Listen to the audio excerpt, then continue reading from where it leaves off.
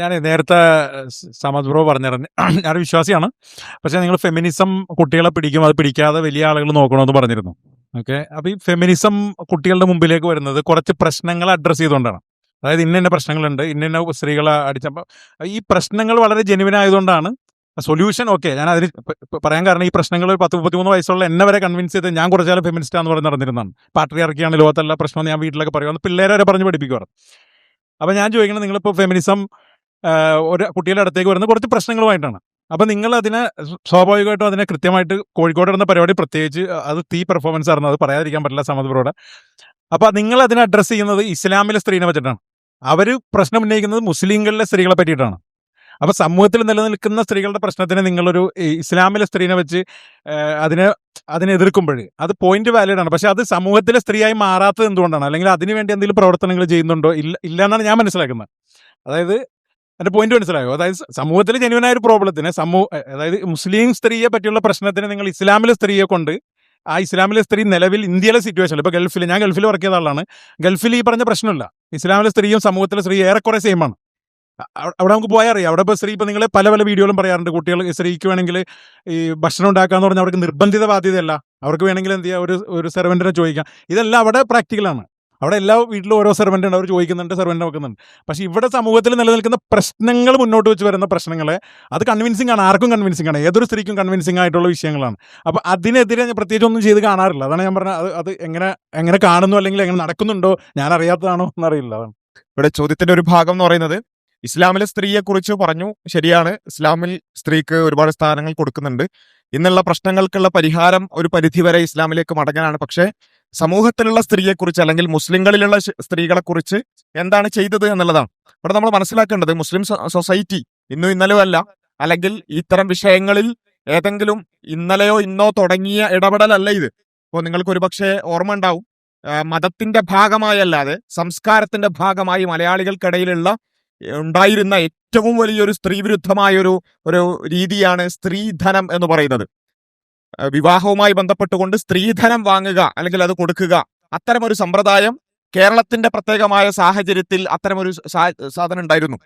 പക്ഷേ മുസ്ലിങ്ങൾ അല്ലെങ്കിൽ മുസ്ലിം സൊസൈറ്റി അതിനെ എങ്ങനെയാണ് നേരിട്ടത് എന്ന് പരിശോധിച്ചു നോക്കിയാൽ തന്നെ അതിന്റെ ഒരു രീതിശാസ്ത്രം നമുക്ക് മനസ്സിലാകും. ഒരുപക്ഷെ ഇവിടെ ഇരിക്കുന്ന ആളുകൾക്ക്, പ്രത്യേകിച്ചും പ്രായമുള്ള ആളുകൾക്കൊക്കെ ഓർമ്മ ഉണ്ടാവും, മുസ്ലിങ്ങൾ പ്രത്യേകിച്ചും ഒരു സ്റ്റിക്കർ അവരുടെ വീട്ടിന്റെ പുറത്തൊട്ടിക്കുമായിരുന്നു. സ്ത്രീധനം അനിസ്ലാമികം, വാങ്ങരുത്, കൊടുക്കരുത്, സ്ത്രീധനമുള്ള വിവാഹത്തിന് എന്നെ ക്ഷണിക്കരുത് എന്ന് പറഞ്ഞുകൊണ്ടുള്ള സ്റ്റിക്കർ എൻ്റെ വീട്ടിലൊക്കെ ഒട്ടിച്ചത് എനിക്ക് ഓർമ്മയുണ്ട്. ഇങ്ങനെ ഇത്രയും കൃത്യമായി അവിടെ പറഞ്ഞത് സ്ത്രീധനം അനിസ്ലാമികം എന്നാണ്. കാരണം മുസ്ലിങ്ങളെ സംബന്ധിച്ചിടത്തോളം ഏത് സാമൂഹ്യ തിന്മയെയും എതിർക്കാനുള്ള അവന്റെ അളവുകോൽ എന്ന് പറയുന്നത് ദൈവികമായ ദർശനമാണ്. അപ്പൊ അതുകൊണ്ട് ഇസ്ലാം ഉപയോഗിച്ചുകൊണ്ട് ഏറ്റവും വലിയ സ്ത്രീവിരുദ്ധമായ ഇത്തരം കാര്യങ്ങളെ അതിനെ ആ അളവുകോൽ ഉപയോഗിച്ചുകൊണ്ട് എതിർക്കുക, അത് അനിസ്ലാമികമാണ്. അനിസ്ലാമികം എന്ന് പറഞ്ഞാൽ പടച്ചോൻ പറയാത്തതാണ്, പടച്ചോൻ വിരോധിച്ചതാണ് സ്ത്രീധനം.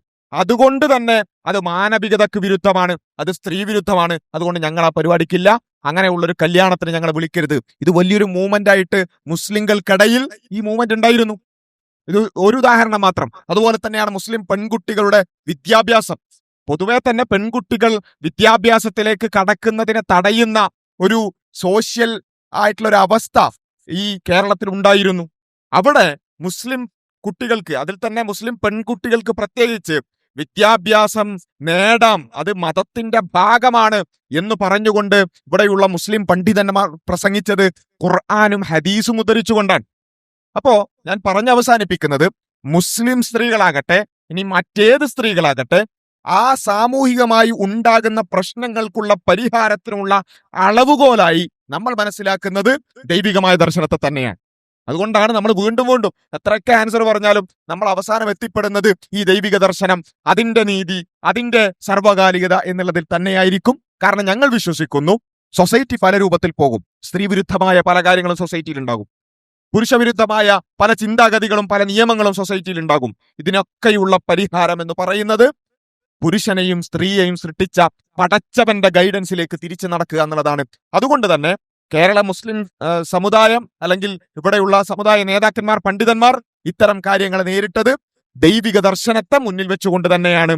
ഇനി അതിനർത്ഥം ഇപ്പൊ സ്ത്രീ വിരുദ്ധമായ ഒന്നുമില്ല എന്നാണോ? അല്ല, ഇപ്പോഴും അത്തരത്തിലുള്ള ഒരുപാട് അനുഭവങ്ങളുണ്ട്. അതിന്റെയും പരിഹാരം ഇതേ രീതിശാസ്ത്രത്തിലൂടെയായിരിക്കും. ദൈവികമായ ദർശനത്തെ നിരന്തരമായി കൊണ്ട് മനുഷ്യരിലേക്ക് പ്രബോധനം ചെയ്യുകയും അങ്ങനെ അള്ളാഹുവിന്റെ സൃഷ്ടിയാണ്, മനുഷ്യ സമൂഹത്തിന്റെ പാതിയാണ് സ്ത്രീകൾ എന്ന് പറയുന്നത്.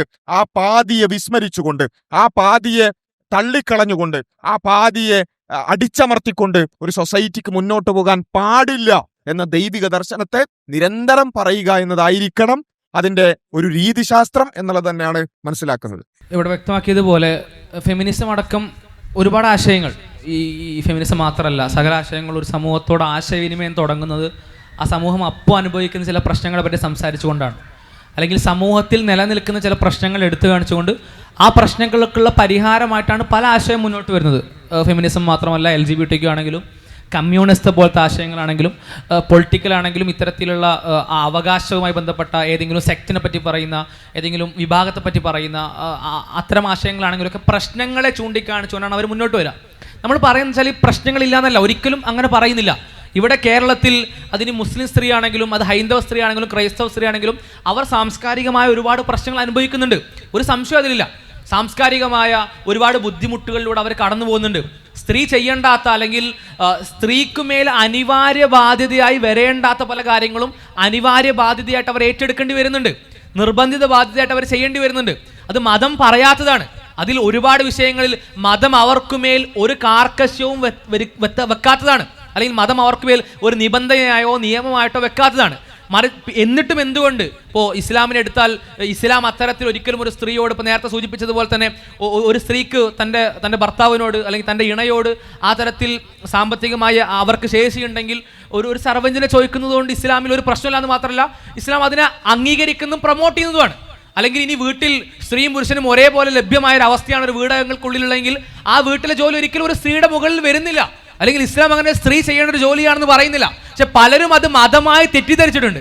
അഥവാ സാംസ്കാരികമായി നമ്മുടെ നാട്ടുനടപ്പായി കൈമാറി കിട്ടിയ ഒരു കാര്യമായതുകൊണ്ട് അതിനെ മതമായി തെറ്റിദ്ധരിച്ചിട്ടുണ്ട്. ഇസ്ലാം ഒരിക്കലും വീട്ടുജോലി ഇന്നയാൾക്കെന്ന് പറഞ്ഞുകൊണ്ട് കൊടുക്കുന്നില്ല. വീട്ടുജോലി ആരാ ചെയ്യേണ്ടത് ഇസ്ലാമിനെ സംബന്ധിച്ച്? അത് ആർക്കും അസൈൻഡ് ആയിട്ടുള്ള ജോലിയല്ല. അത് ആരാണോ വീട്ടിൽ ലഭ്യമായിട്ടുള്ളത്, വീട്ടിൽ ആരാണോ അവൈലബിൾ ആയിട്ടുള്ള ആളാണ് ആ വീട്ടുജോലി ചെയ്യേണ്ടത്. ഇനി രണ്ട് ഇണകളും, അത് പുരുഷനും സ്ത്രീയുമായിട്ടുള്ള രണ്ട് ഇണകളും വീട്ടിൽ ഒരേ സമയമാണ് അവൈലബിൾ ആയിട്ടുള്ളതെങ്കിൽ പ്രവാചകന്റെ മാതൃക എന്താണ്? പ്രവാചകൻ വീട്ടിലുണ്ടാകുന്ന സമയത്ത് വീട്ടുജോലിയിൽ പ്രവാചകൻ ആ സമയത്ത് വീട്ടിൽ നടക്കുന്ന ജോലികളിൽ പ്രവാചകൻ ഭാഗമായിരുന്നു. ഏത് പ്രവാചകൻ? ഈ സമൂഹത്തിന്റെ അല്ലെങ്കിൽ ആ നാട്ടിലുള്ള മനുഷ്യരുടെ മുഴുവൻ പ്രബോധന ദൗത്യം ഏറ്റെടുത്ത പ്രവാചകൻ, രാജാവായ അല്ലെങ്കിൽ അവിടുത്തെ ഭരണാധികാരിയായിട്ടുള്ള പ്രവാചകൻ, സേനാധിപനായിട്ടുള്ള പ്രവാചകൻ. ആ സമൂഹത്തിൽ ഒരുപാട് പ്രശ്നങ്ങൾ നടന്നുകൊണ്ടിരിക്കെ ആ പ്രശ്നങ്ങൾ പരിഹരിക്കാൻ ശ്രമിക്കുന്ന അത്രയും തിരക്കേറിയ മനുഷ്യൻ ആ വീട്ടിലുണ്ടെങ്കിൽ ആ വീട്ടിലെ ജോലികളിൽ പ്രവാചകൻ ഭാഗമായിരുന്നു. അതാണ് ഇസ്ലാം പുരുഷനോട് പറയുന്നത്. അതാണ് ഇസ്ലാം വീടകങ്ങൾക്കുള്ളിലെ ആണുങ്ങളോട് പറയുന്നത്, പുരുഷന്മാരോട് പറയുന്നത്. ഇനി അത്തരത്തിൽ വീടകങ്ങൾക്കുള്ളിൽ സ്ത്രീകൾക്ക് ഇത്തരത്തിൽ നിർബന്ധമല്ലാത്ത ഒരുപാട് കാര്യങ്ങൾ സ്ത്രീകൾ ചെയ്യേണ്ടി വരുന്നു, അല്ലെങ്കിൽ ഓക്കെ അവരത് ചെയ്യുന്നത് ഇസ്ലാമിൽ തെറ്റാണെന്നല്ല, വീട്ടുജോലി ചെയ്യുന്നത് ഇസ്ലാമിൽ തെറ്റാണെന്നല്ല, അവർക്കത് ചെയ്യാം. പക്ഷെ മതപരമായി നിർബന്ധ ബാധ്യത അവർക്കത് ചെയ്യാനില്ല എന്ന് പറയുന്നത്. അവർക്ക് ഇത്തരത്തിൽ മതം നിർബന്ധമായി അവരോട് പറയാത്ത കാര്യങ്ങൾ സാംസ്കാരികമായി സമൂഹം സംസ്കാരം അത് കൈമാറിയത് കൊണ്ട് മാത്രം നമ്മുടെ സമൂഹത്തിൽ ചില കാര്യങ്ങൾ അങ്ങനെ ഉണ്ട്. നമ്മുടെ ജീവിതത്തിൽ ഒരുപാട് ഫിക്സഡ് സ്വഭാവങ്ങൾ ഉണ്ടാവും. ആ സ്വഭാവങ്ങളിൽ ചിലത് മതം കൈമാറിയതായിരിക്കും, ചിലത് സംസ്കാരം കൈമാറിയതായിരിക്കും. നമുക്കിത് എവിടുന്നാ കിട്ടിയെന്ന് മനസ്സിലാവില്ല. ചിലത് കൾച്ചറിൽ നിന്ന് ഒന്നായിരിക്കും, ചിലത് മതത്തിൽ നിന്ന് ഒന്നായിരിക്കും.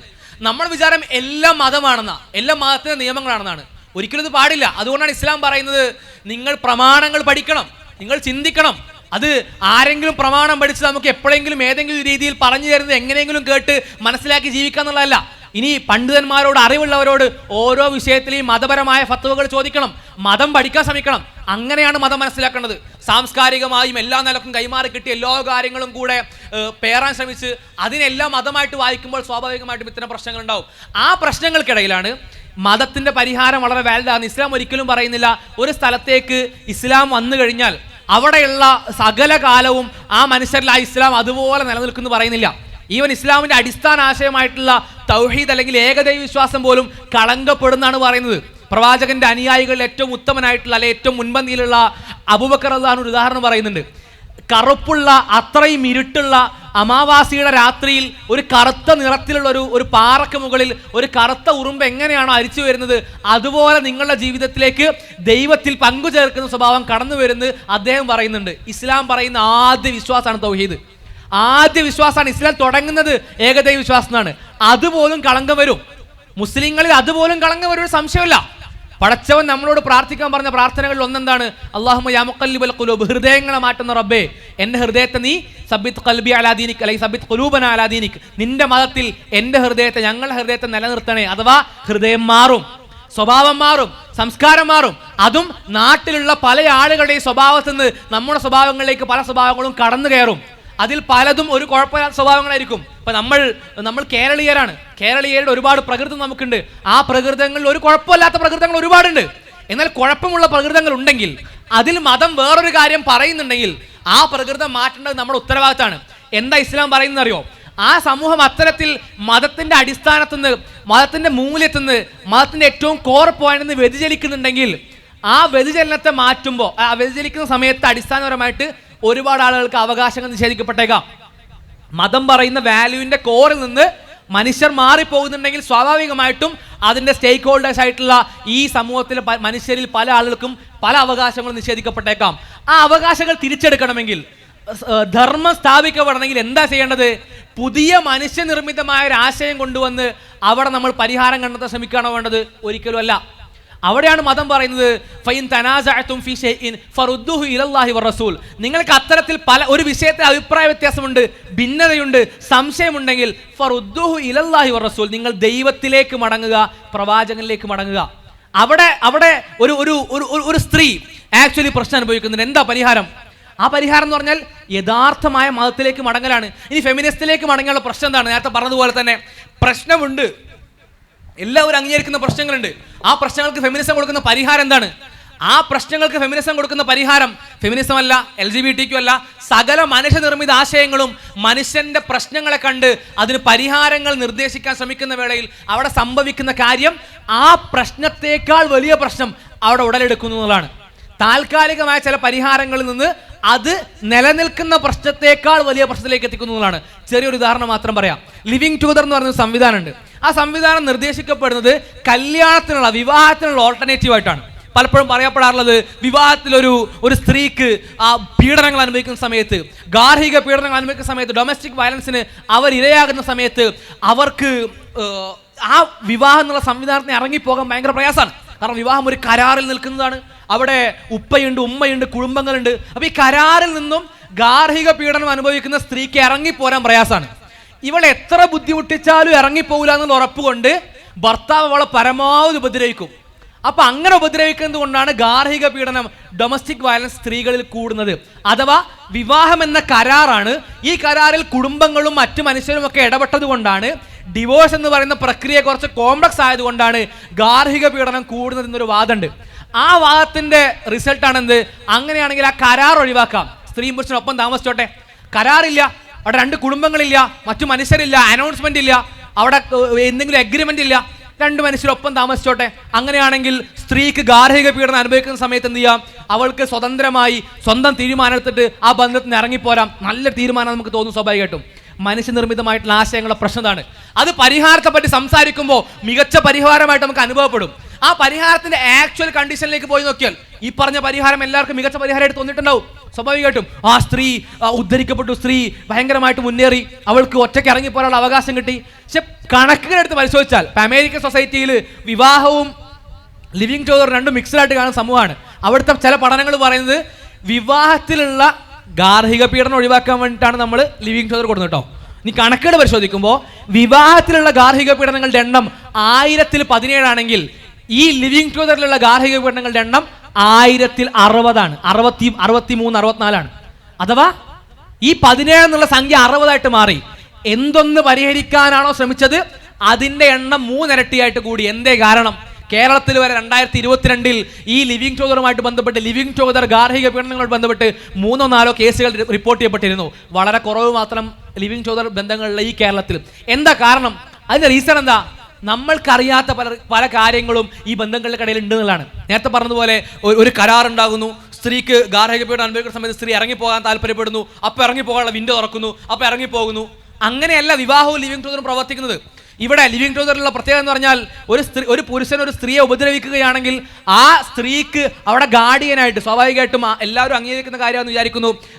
മസിൽ സ്ട്രെങ്ത് അല്ലെങ്കിൽ ബോഡി സ്ട്രെങ്ത് എന്ന് പറയുന്നത് പുരുഷനാണ് സ്ത്രീയേക്കാൾ കൂടുതൽ. അഥവാ ഫൈറ്റ് ചെയ്യുകയാണെങ്കിൽ, ഫിസിക്കലി ഫൈറ്റ് ചെയ്യുകയാണെങ്കിൽ സ്ത്രീ പുരുഷന്റെ മുമ്പിൽ സ്വാഭാവികമായിട്ടും പ്രയാസപ്പെട്ടു പോകും, ബുദ്ധിമുട്ടി പോകും. അതുകൊണ്ടാണ് അത്തരം മത്സരങ്ങളിൽ ശക്തമായ സെഗ്രിഗേഷൻ ഉള്ളത്. ഓട്ട മത്സരം, അതേപോലെ തന്നെ ഫൈറ്റിംഗ്, MMA, ഗുസ്തി പോലത്തെ ശാരീരികമായ മത്സരങ്ങൾ സ്ത്രീ പുരുഷ സെഗ്രിഗേഷൻ വളരെ വ്യക്തമായിട്ട് കാണാൻ കഴിയുന്നത് അതുകൊണ്ടാണ്. അപ്പം അത് വളരെ വ്യക്തമായി നമുക്ക് അറിയുന്ന വിഷയമാണ്.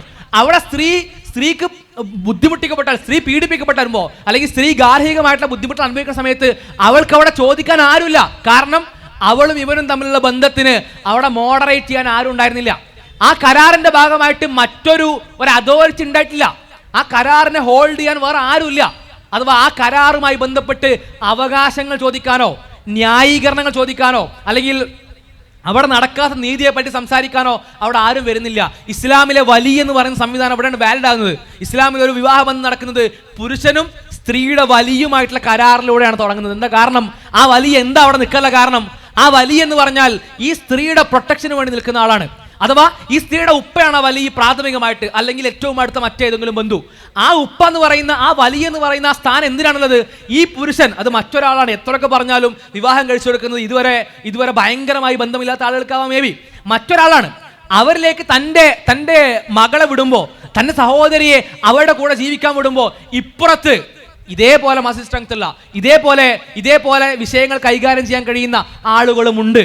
അല്ലെങ്കിൽ ഇവൾക്ക് ഒരു പ്രയാസം വരുന്ന സമയത്ത് അത് ചോദിക്കാൻ, അവിടെ പ്രശ്നം പരിഹരിക്കാൻ, അവിടെ മോഡറേറ്റ് ചെയ്യാൻ ആളുണ്ട് എന്ന പ്രഖ്യാപനമാണ് ആ കരാർ, ആ വലിയ ആ സാക്ഷികൾ എന്ന് പറയുന്നത്.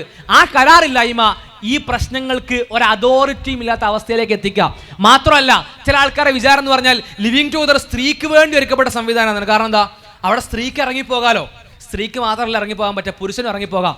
പല വേളകളിലും സ്ത്രീകൾ തൻ്റെ കൂടെയുള്ള പുരുഷൻ തന്നെ ഉപേക്ഷിച്ചിട്ട് പോകരുതേ എന്ന് ആഗ്രഹിക്കുന്ന സമയത്ത് ചില സമയങ്ങളിൽ നമുക്കറിയാം, ഒരു സ്ത്രീ പുരുഷ ബന്ധത്തിൽ ബാധ്യത ഉണ്ടാകുന്നത് സ്ത്രീക്കാണ്. പുരുഷന് ഗർഭം ധരിക്കാൻ കഴിയില്ലല്ലോ.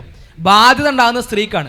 അങ്ങനെ ഒരു ബാധ്യത അവൾക്ക് ഉണ്ടായിക്കൊടുത്ത്, ഒരു കുട്ടി ഉണ്ടായിക്കൊടുത്ത് അവൾ ഉപയോഗിച്ചതിന് ശേഷം വലിച്ചെറിയാനുള്ള അവസരം കൂടിയാണ് ലിവിംഗ് ടുഗദറിലൂടെ കൊടുക്കുന്നത്. ഞാൻ പറഞ്ഞത്, ലിവിംഗ് ടുഗദർ എന്ന് പറയുന്ന ഒരു കാര്യത്തെ നമ്മുടെ മുന്നിലുള്ള ഒരു പ്രശ്നത്തെ പരിഹരിക്കാൻ വേണ്ടി കൊണ്ടുവരികയാണ്, ഒരു പ്രോബ്ലം സോൾവ് ചെയ്യാൻ വേണ്ടി കൊണ്ടുവരികയാണ്. ആ സോൾവ് ചെയ്യാൻ വേണ്ടി കൊണ്ടുവരുന്നത് 1017 പേർക്ക് പ്രശ്നമുണ്ടാകുന്ന അവസ്ഥയെ 1060 പേർക്ക് പ്രശ്നമുണ്ടാകുന്ന അതിഭീമമായിട്ടുള്ള അവസ്ഥയിലേക്ക് മാറ്റുന്നു. അഥവാ ഉള്ള പ്രശ്നത്തിന്റെ ഭീകരമായിട്ടുള്ള അവസ്ഥയിലേക്ക് ആ പരിഹാരം ആ സമൂഹത്തെ കൊണ്ടുപോകുന്നതാണ്. അവിടെയാണ് മതം പ്രസക്തമാകുന്നത്. ഈ പ്രശ്നങ്ങളുണ്ടെങ്കിൽ മതത്തിന്റെ ദൗത്യം എന്ന് പറഞ്ഞാൽ ഒരു സംശയവും വേണ്ട, കേരളത്തിൽ ഒരുപാട് പെൺകുട്ടികൾ പ്രയാസങ്ങൾ അനുഭവിക്കുന്നുണ്ട്.